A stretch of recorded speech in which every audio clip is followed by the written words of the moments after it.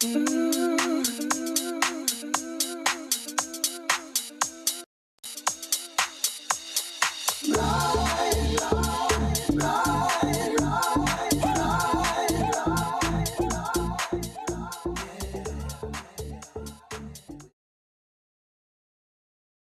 morning, beautiful people. Welcome back to the second hour of LoveBabz, LoveTalk on Babz, Rawls-Ivy. I am delighted this morning. Oh, my Lord. You know, when John Pettit from Quinnipiac University, the public relations guru over there, sent this wonderful press release on these three young sisters, I said, I've got to get them on. I contacted him and I said, you know what, I got to have them on. And he sent me the information. Ladies and gentlemen, welcome to the show this morning. These are the Quinnipiac University students of law, Gabrielle Petrie, Nataly Brown, and Fontaine Chambers. They are the newly elected to the executive board of the Northeast region of the National Black Law Student Association.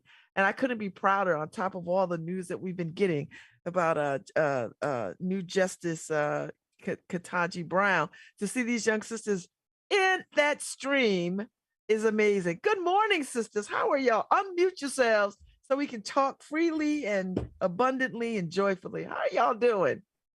Good morning. Good.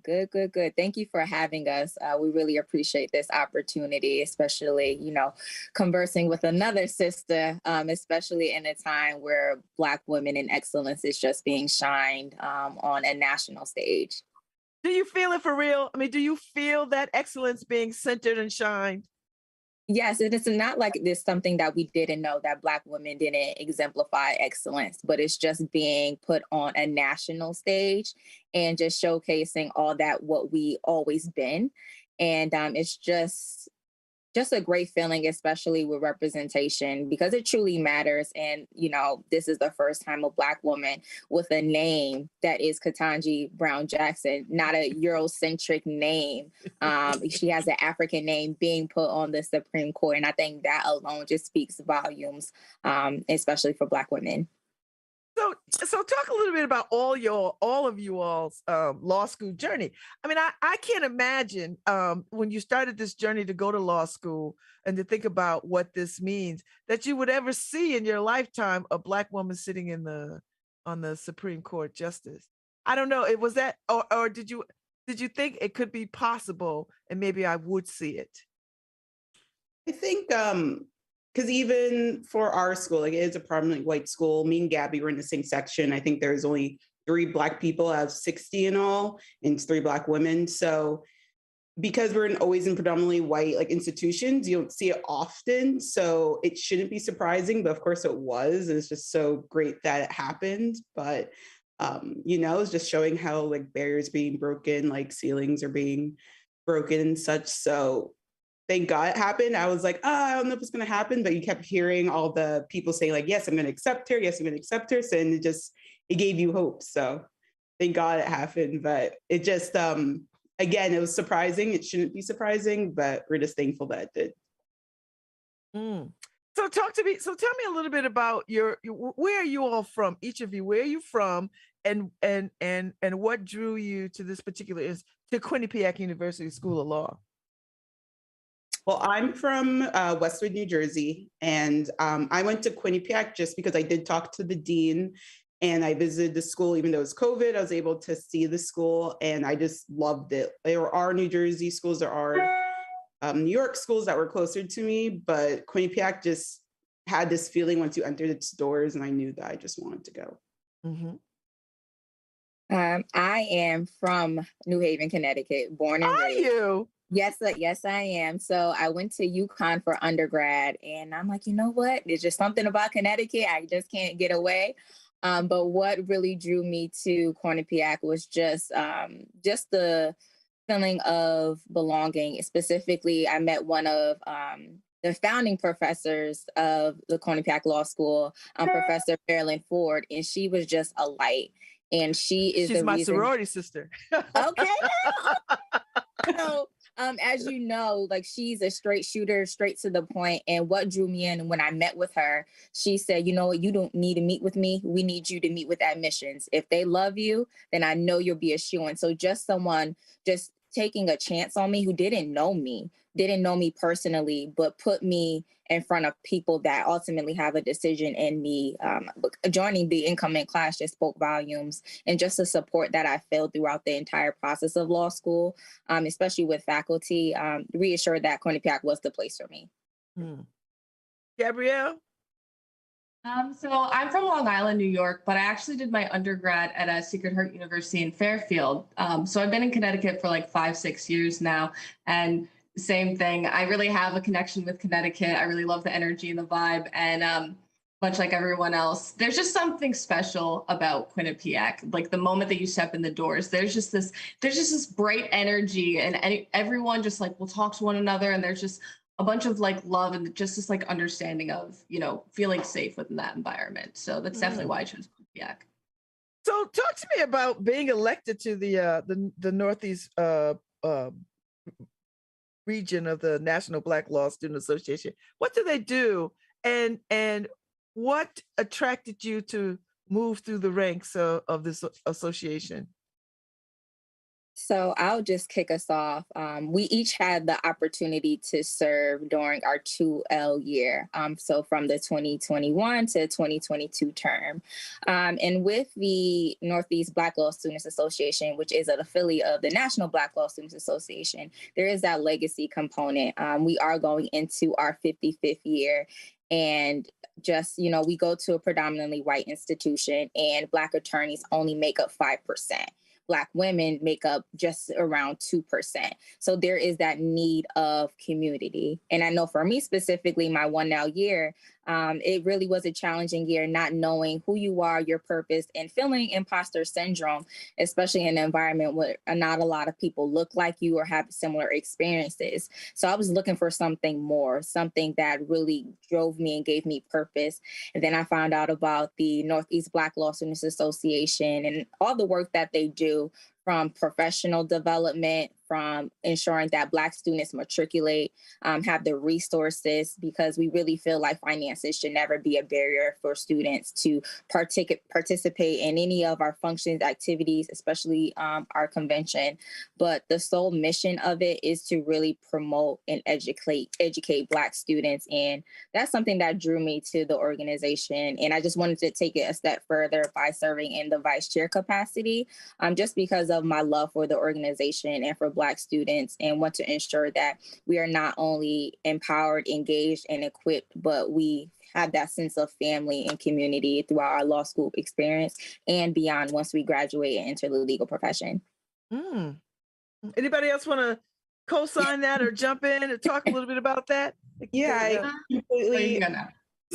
I completely agree with Fontaine. Like she's saying, out of all the lawyers in America, only 5% of those lawyers are Black. So isn't that stunning? I find that stunning. Yeah, and I think it went down. I think it's like exactly like 4.7. So it's just, we're trying to bring those numbers up, because there are certain percentages that show how people of color in law school do fail out because they can't hit the certain GPA requirements, or they lose scholarships, or they can no longer afford to go to law school. So because we have such a small Black population, NEBLSA having these conventions, you're meeting all these people from all these different schools. And what's great about the Northeast is that the Northeast is made up of all these Ivy League schools. So we have Harvard, Yale, NYU, Columbia. So we're able to network with all the alumni from all these places. So that's kind of, because Quinnipiac is like a smaller school, so NEBLSA allows us to be in connection and network with these big Ivy League schools, people of color from these Ivy League schools, to get out there and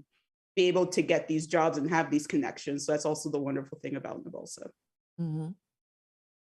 Yeah, so all of us started law school during the pandemic. So the majority of what we did was virtual, and then some were classes were in person. So definitely that feeling of, the difficulty of transitioning and not being able to make those types of connections. So especially for me, the main friend group that I got when I got into law school was actually our Black Law Student Association. And they really helped me carry me within my 1L and really give me that support. So then once it came time to apply for, the next group for NEBLSA, the people within our school bowl. So we're like, hey, like you should really join this. Like this is such a fantastic group. And all of us ended up, getting positions for our 2L and then for the 3L. But it's really such a great group. And there's just this fantastic sense of camaraderie and really just this passing of the torch that we're seeing that's really helping propel, Black individuals, Black lawyers, Black aspiring lawyers. And it's just such a safe space and really helps you, find your way and gives you this perfect foundation to continue on. So, yeah. So do you all see yourselves as role models? I mean, I personally can't imagine that you wouldn't see yourself as role models, but some people have a tough time sort of stepping into the role model space because it feels like a lot of pressure and they just sort of don't see themselves in there. But do any of you feel that you are role models, and do you accept the title and the challenge? Yeah, I definitely do. Just because I signed up for mentor programs to be a mentor to certain students. And I just love giving knowledge to the incoming one. I was saying, this is what you have to do. Oh, you have this teacher. These are the different things you should do. So I like being that role model or being that person that has the knowledge that can help everyone. So everyone that needs a mentor, I'm always open to be that person for them. But I kind of love being in that position because I love just giving off knowledge and giving off this is what you do, this is what you need to succeed. Because of course, we're always trying to look for everyone at this law school to succeed. I can jump in. Yes, I go by two different sayings. One is many are called and few are chosen. And also heavy is the head that wears the crown. And we may not have thought that we would be in these positions, but there is a higher power that called us to be in these roles. And I think that it is so important to have representation, showing girls that, Black girls specifically, you can show up in these spaces as your authentic self. You can wear the eyelashes, you can have the long nails, you can show up as who you are and be accepted. You don't have to conform to stereotypes. You don't have to conform to a system that was never built for us. As we know, Black attorneys make up 5%. So we know that there are barriers that were in place that didn't want us to even enter these spaces. So why try to assimilate to a space where they didn't want you in the first place? So I think that I never thought of myself as a role model, but I want to show Black women, specifically Black girls, that you can be your true self and it will be celebrated. And that there are many people that will celebrate you, your authentic self, and just continue to just be who you are and show up in these spaces. Your mere existence in these spaces is groundbreaking. And even when you think people aren't watching, they are. So just always remember that and remember who you are. I really think that I wouldn't be in the position that I am now without the love and support that I've gotten, from other Black attorneys, other Black law students, other Black individuals, and just, getting all of that love and support. It really just inspires you to really just pass that on to the next person and other individuals. So, yeah. Thank you for that. So have y'all given thought about what kind of law you want to practice, where you want to go? What is the path or the trajectory for your career? Have you thought about that? Yeah, I'm currently in the tax concentration. Before coming to law school, I worked in business. I worked in New York City and such. So I kind of want to put my love of business and law together. But I was also always interested in immigration. I'm the child of immigrants. Both my parents are from Jamaica. So I was always like that knowledge, that background of knowing the immigration system. And currently I'm in the civil justice clinic where we're doing, helping people with asylums and visas and such. So I kind of have that feel of it too, but business and tax law was what I came in thinking what I was going to do. Okay. So I'll go next. So just like Nat, I also come from a family of immigrants, Guyanese immigrants. So it's actually funny. basically almost my whole entire family are all in the medical field. So my dad's a cardiac anesthesiologist. My mom's a nurse. My grandfather was like hospital administration. My grandmother was a nurse. So I really grew up in that environment. And, you know, kind of the saying for, especially for like Black individuals, immigrants, it's like, okay, you're either like a doctor or like you're a lawyer. So I kind of wanted to combine those. So just, I'm so familiar with that area. So my concentration, I'm actually finishing up my health law concentration in the fall. So that was really the perfect combination between the two. Mm. So I have a corporate background. So I worked in the insurance industry for about 7 years. So that's a lot of what I know, but I'm really interested in the privacy and technology area of law. Specifically, if you look at privacy, who has access to our data, who has access to our information, and even thinking through like algorithmic bias, you know, when we put our names through different systems, how is that being utilized? And thinking through historically with privacy, the lantern laws that existed in the North where Black bodies had to walk around at night. If they were not accompanied with a white person, they had to carry a lanyard or something like that to identify themselves. So thinking through the history of privacy and how that has affected Black bodies is something that I'm really interested in, as well as employment law, because I'm really big into diversity, equity, and inclusion. So how do we mitigate those risks before we get any discrimination complaints and things like that, to ensure that these companies are operating ethically and have the right procedures in place? So those are the two areas that I'm mainly interested in, but hopefully I get into the privacy sector. Well, I mean, all of these are quite groundbreaking paths that you want to take.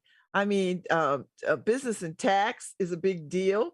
Medical and law. I mean, we're seeing a lot of that play out right now.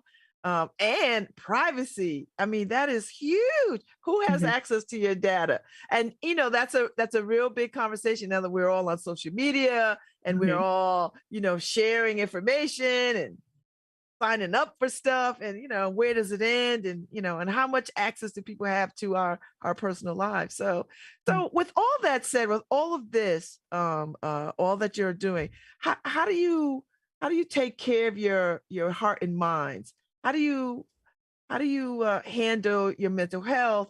How do you relax? How do you step away from the work, because I know it's a lot of work? How do you take care of yourselves? And I ask this because you know, it's my generation that really started to, and at the end of our, you know, as we are aging, we are only now starting to think about taking care of ourselves, our hearts and minds, you know, our mental health. And I'm starting to see younger sisters like yourselves really sort of embrace self-care in a way that my cohort of sisters didn't do. So I learned, and so a woman actually told me, a practicing attorney, she said, you know, getting your hair and nails done, that's not self-care, that's maintenance. And I felt that. I truly felt that. And for me, I'm very spiritual and religious. So I talk to God a lot. I don't do anything without conversing with him, having conversations with him. So I'm really big into meditation as well. And I'm also big into therapy. I know that there's a stigma in the Black community about seeking professional help, but I don't think there's anything wrong with that. And I'm big into breaking generational curses and addressing things that my parents have not, my grandparents, just because I know that therapy is bigger than me. I know it'll affect my lineage as well. So want to ensure that I'm my best self, and also understanding when to say no to things and stepping away from things. Don't try to do it all. That notion of being a strong Black woman, I think that that's a false narrative. It's okay to not do it all. It's okay to seek help. It's okay to express and be vulnerable.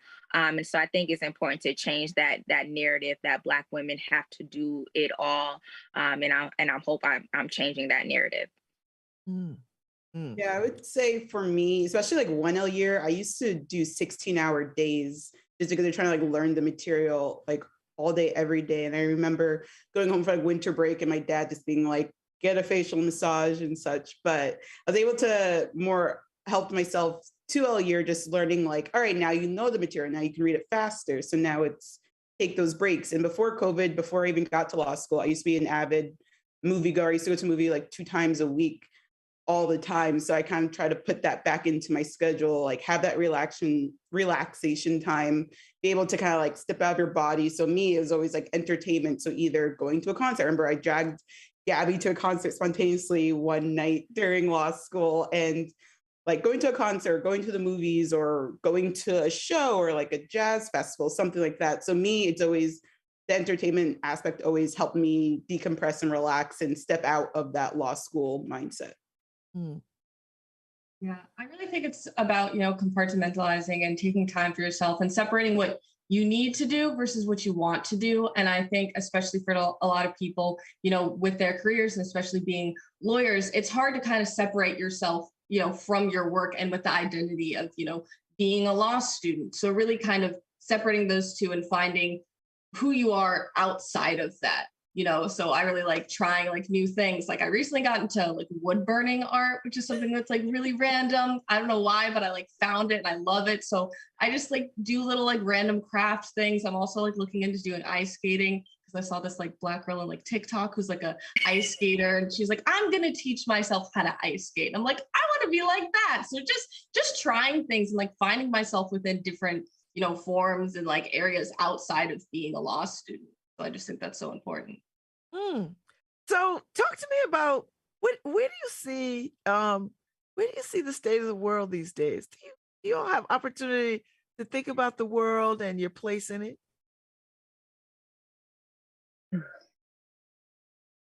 That's a great question.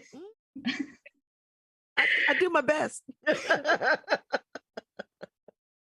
you could be in the business of doing the work and learning, but the world is big. And so, tell me a little bit about where you see yourself in the world. How do you see yourself in the world? I think, especially for me, because kind of like what Gabby was saying, you pick either medical or law. My sister's an anesthesiologist right now. I'm almost finishing up law school. But I knew for my career for the future, I wanted to do something that could help other people. Like I wanted my knowledge to help others and not just be for like selfish reasons. So I think in the world, I always knew that I wanted to be able to help people with the knowledge I had. I never saw myself on like a very big stage, not maybe like in politics or anything. But again, because the Black law community is so small, just being very big in that sense. So because we're in NEBLSA, like we do know a lot of people from all these different schools. People will follow us on Instagram or say hi to us randomly at like an event, and I'm like, I have no idea who that is, but hello. So just being kind of on that stage, I know it's a smaller stage. I know you said the world's big, but on that stage, I do like being very active and very vocal that way. So definitely, again, just using my education to help anyone, everyone that I can, especially if it helps my family and friends. And then just being very active in that Black community and try to bring more people to the legal field, because we do need more people that look like us that have know what we can go through and such. Thank you for that, Natalie. I knew since I was 11 years old that I wanted to become an attorney. I don't know why or what, but I knew that advocacy was always something that I wanted to do. And I knew that I really wanted to uplift disenfranchised voices and historically disenfranchised voices. And advocacy and the legal route was always something that I felt was the way to do so. But I also am a firm believer that when you make plans, God laughs. So just be flexible with your journey in life, because it may not go exactly how you plan. But I know that I will be advocating for folks in spaces, whether that is privacy, whether that is algorithmic bias against, Black people, Black bodies, Black and brown bodies. So ensuring that what I'm doing is uplifting voices in any capacity, and also staying true to who I am and my core values. And, it's hard being the first in the family to go to law school as well as undergrad. And I'm also the youngest of four, so the only one to do so. So feeling a lot of pressure. Where'd you grow up in New Haven, Fontaine? So I lived all over. I lived in the Hill at one point. I'm from the Hill. I grew up in Brookside way back in the day. I know it. Yep. So I lived I lived in Westville at one point. So I moved around the city of New Haven, but I didn't see too many people that were like me as far as that went into the legal profession. I'm the only one that I know.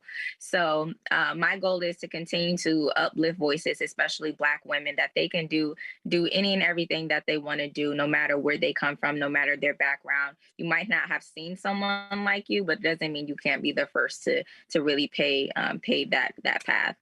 Mm-hmm. Gabrielle.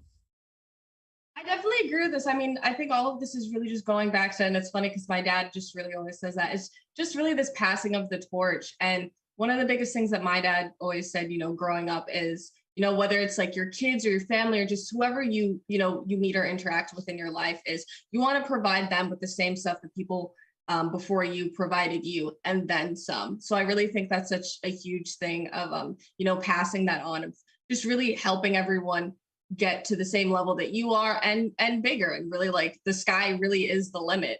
And I think especially for me, same thing, my dad kind of really, raised and kind of nurtured me into, the law area.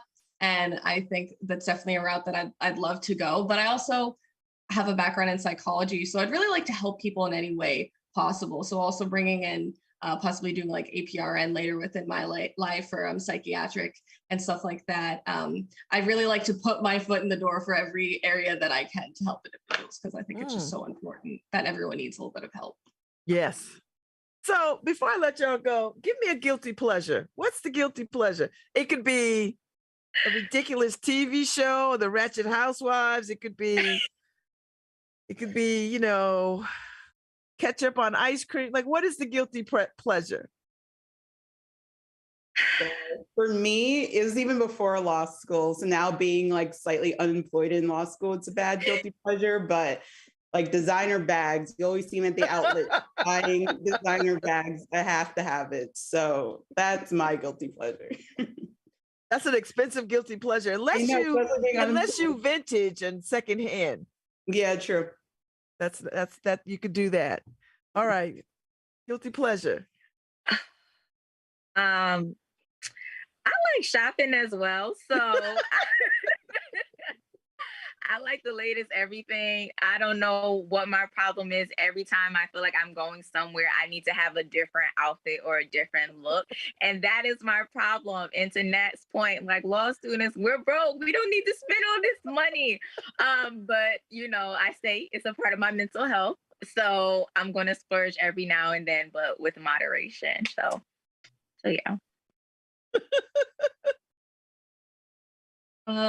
My guilty pleasures, I think my biggest one, interestingly enough, is I like collecting comic books, but not just comic books in general. Like I like getting the different covers of the comic books that you can get that are kind of rare. And also I'm like a crazy plant lady. So I probably have like 40 plants within my apartment, and like I propagate them and do all this stuff with them, but it's really nice. So it's just good to also focus taking care of something else that's not like crazy high maintenance, besides myself. So I love it. It's great. So my producer is whispering in my ear, if y'all could look at the camera and smile so he could take a good picture of us, he would like that. Okay. Okay, Harry, you got that. I so enjoyed y'all this morning. I really enjoyed this. I'm so impressed with your just with your progress and your stories and your pursuit of this law education. It is, and people will watch this and be celebrating you. They really will.